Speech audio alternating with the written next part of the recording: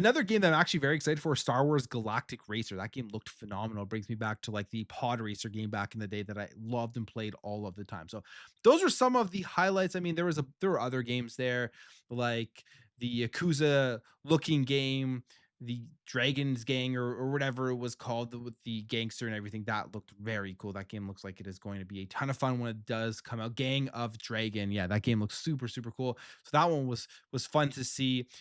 High Guard is what they ended the Game Awards with, which mind scratching because you would think they should have flipped the games. Like Fate of the Old Republic should have been that big announcement at the very end where everybody loses their mind and it ends off the show on a huge game. High Guard, I have no interest in really, and I think a lot of people really don't have any interest in it. It is another PvP style of game with from the creators of Apex Legends and Titanfall, which I do love. Titanfall, I think that is a great game, but as of right now, today, I just don't have that much interest in another game like this. So we'll see how that game does end up playing out. But that was an odd one to end the game off of. Now, overall, show was okay.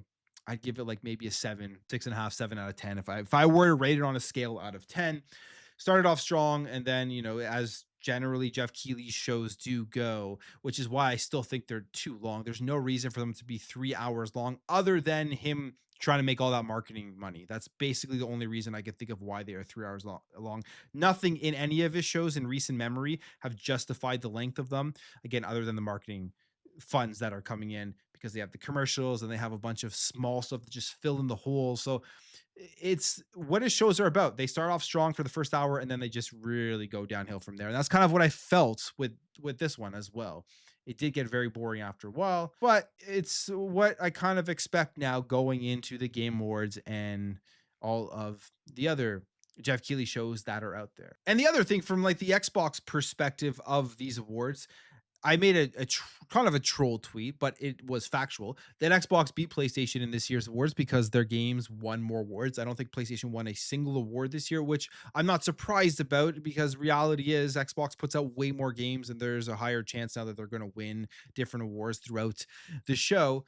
But that was funny just to kind of see people's reaction on that, how mad they get. Not that it really matters in any way, but we also did get a confirmation that Gears eDay is coming in 2026 once again, which is great because this is one of the four major pillar games that should be coming out in 2025 to bolster the 25th anniversary. And Gears of War, one of my favorite franchises of all time. eDay looks phenomenal, and I'm sure we're going to see more about this in September, which the January developer direct has also been confirmed here. So they put this tweet out here: emergence begins 2026, just basically confirming what we already knew, that Gears eDay is coming in 2026 alongside what hopefully will still make its way out, Fable, Forza, and the next in the Halo campaign Evolved. If one of those games doesn't make it in 2026, I would think maybe Fable gets pushed out again into 2027, but then we'll have a replacement of some sort. I have some feelings here that Clockwork Revolution may make its way out next year as well, but we will see more. I mean, we're ending off this year on a very strong note. Great game. 2025 was a phenomenal year.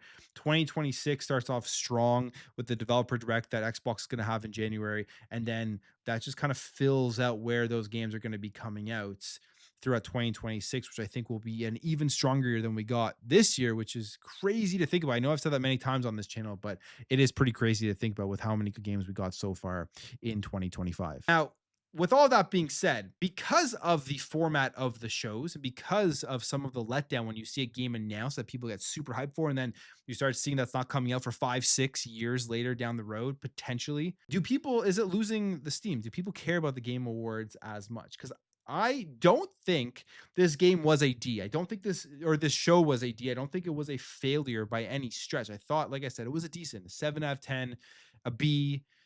It's fine. Like it was okay, but we saw him put out his poll, which he does after every show. And this part kind of shocked me. I was thinking maybe it would be mixed between B and C. You would see that. But the majority of people on the poll, or the grade that won, was D or lower, despite having insane viewership on it. Like if you were on YouTube, there's like 1.2 million people watching. But it says here a new poll by the Game Awards host Jeff Keighley has shown that around 37% rated the show a D or lower despite impressive viewership.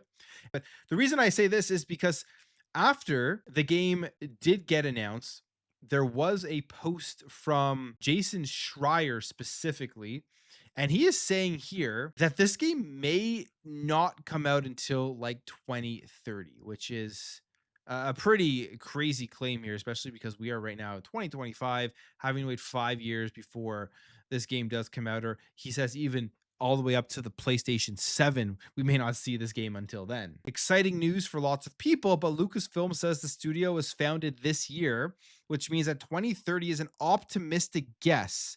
Maybe it'll be a PlayStation 7 game. And that to me, just it kills a lot of the hype and excitement for its game. But he says here, don't worry about the not till 2030 rumors. Game will be out before then. I'm not getting any younger. That's what he says here. And you have to believe him, but it does provide some confidence here that Casey Hudson is putting this out there on X itself, because maybe this does mean that the game is further along than what Jason Schreier knows, any of these journalists knows, insiders know. Maybe it is actually much further along than a lot of people think, and we will see this sooner rather than later. That's what my hopes are, because if this comes out in the next 2-3 years, that will be a huge win, especially with it being announced and really shocking everybody because nobody knew about Star Wars Fate of the Old Republic. I don't think I saw one leak on that before they did eventually show it off.